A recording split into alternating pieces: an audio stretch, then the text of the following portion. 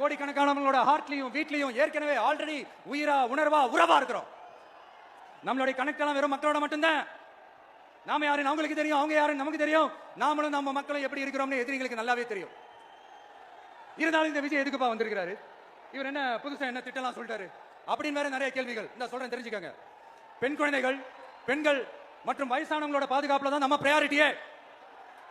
அடுத்து இளைஞர்கள், உழவர்கள், உழைப்பாளர்கள், நெசவாளர்கள், மீனவர்கள், ஆதரவற்ற முதியோர்கள், மாற்றுத்திறனாளிகள், மூன்றாம் பாலினத்தவர்கள், இன்னும் இங்க யாருக்கெல்லாம் கவர்மெண்டோட ஒரு ஸ்பெஷல் அட்டென்ஷன் தேவையோ அவங்க எல்லாருக்குமான ஒரு கவர்மெண்ட் அமைக்கிறது தான் நம்ம இலக்கே.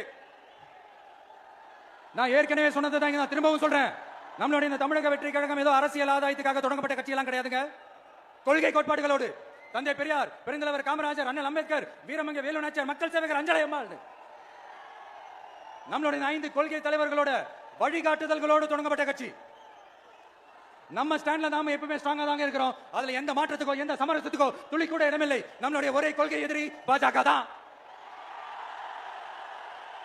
நம்மளுடைய ஒரே அரசியல் எதிரி திமுக தான். எப்படி? நம்மளுடைய ஒரே கொள்கை எதிரி